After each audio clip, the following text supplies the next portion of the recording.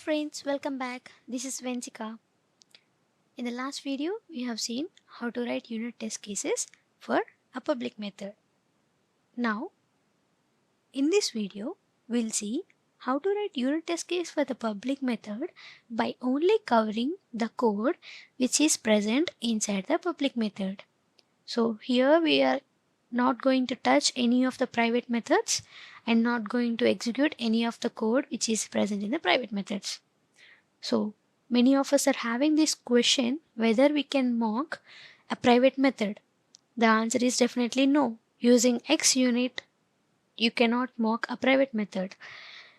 But then how are we going to execute or write a unit test case so that we are not going to touch this part of codes? Then the only way to do that is making this private to protected virtual. So by making the private method into a protected virtual method, we can mock this multiply numbers method and return some value so that it reduces unnecessary coverage of the code. We'll go to the test case and we'll see how to do that now. So let's have a mock variable which is a mock of the processor,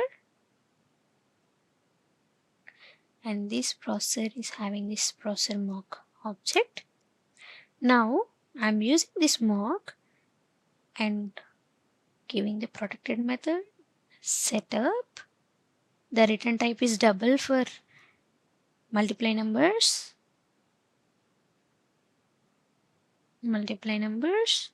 and the input parameters are any expression of type int,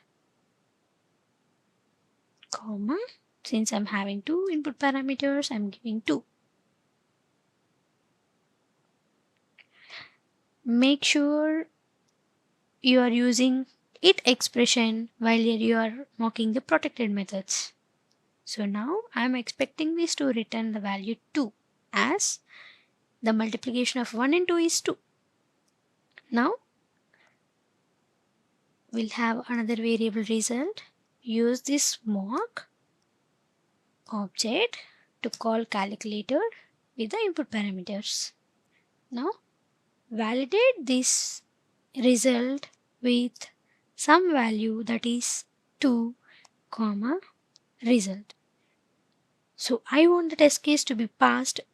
So I'm giving 2 to validate that result. Now let us run this unit test case to check whether it is passing or not.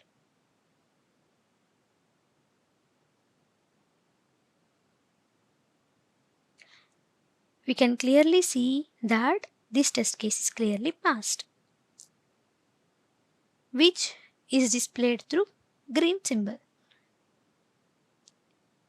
So in this video, we have seen how to mock a public method without entering into another methods.